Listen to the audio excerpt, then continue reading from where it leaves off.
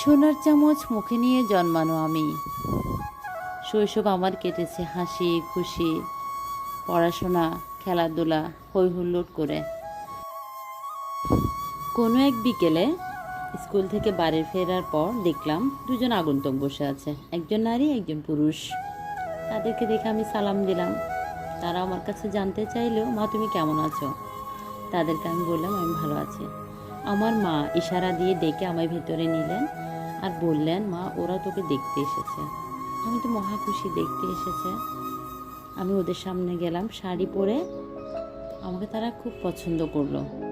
পছন্দ করার পর দুই পক্ষে সবার সম্মতিতে সেদিনই বিয়ে হয়ে গেল। আমি আমার বাবার একমাত্র সন্তান হিসেবে আমার বাবা অনেক গয়না আর ঘরভর্তি ফার্নিচার দিয়েছিল, কিন্তু তারা আমাকে নয়, আমার বাবার সম্পত্তির কারণেই আমাকে নিয়ে যায়। শ্বশুর বাড়িতে পা রাখার পর বুঝলাম আমার সামনের জীবনটা অত সুখের হবে না। ভোর থেকে রাত অবধি অনেক কাজ করতে হয়। তারপর আস্তে আস্তে আমার নায়রের সময় হলো। আমি বাপের বাড়িতে গেলাম। বাপের বাড়িতে যাওয়ার পর আমি আর বাবা মাকে সব বলেছি। তারা শুনে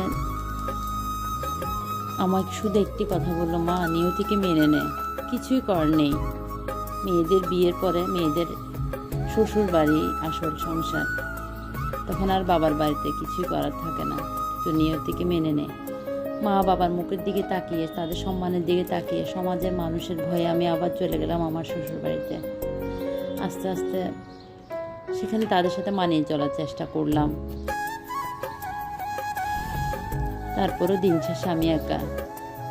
আস্তে আস্তে আমার সন্তানরা হলো, কিন্তু আমার সেই আগের মতো এখনো পরিশ্রম করতে হয়। আমার বিশ্বাস একদিন হয়তো এই দিন শেষ হবে। তারপরও কারো ভালোবাসা পেতাম না। দিন শেষে শুনতে হয়, কি এমন কাজ করো তুমি? আমার শাশুড়ি, আমার ননদ, আশেপাশে মানুষ যারা রয়েছে তারাও তাদের সাথে তাল মেলায়। নিয়তি খারাপ হলে যা হয় আর কি। সন্তানদের মুখের দিকে তাকিয়ে সব মেনে নিলাম। আমার সন্তানরা বড় হলো। এখন আমার কষ্ট অনেক কমে এসেছে। তারা আমাকে বুঝে, ভালোবাসে। তারপরও আগের কথাগুলো মনে পড়লে বুক ফেটে কান্না আসে। সব মেয়ে শ্বশুর বাড়িতে সুখী হওয়ার স্বপ্ন দেখে আসে, কিন্তু কয়টা মেয়ে বা সুখী হয়? তারপরও সন্তান, সমাজ, নিজের মা বাবা সবার দিকে তাকিয়ে সংসার করে যায়। এখন আমি অনেক পদে রান্না করতে পারি। কে কি খাবে সবার পছন্দ বুঝি আমি। দিন শেষে যখন সবার মুখে হাসি দেখি, মানসিক শান্তি পাই, ভালো লাগে। আসলে সব মেয়ে শ্বশুর বাড়িতে সুখের একটি সংসারের স্বপ্ন দেখে। কেউ পায়, কেউ পায় না।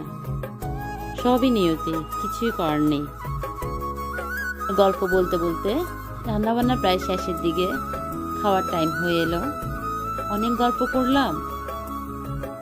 গল্পটা কিন্তু আমার না, আমি একটা উপন্যাস লিখছি তার। ভালো লাগলে প্লিজ লাইক, কমেন্ট, শেয়ার করবেন। আল্লাহ হাফেজ।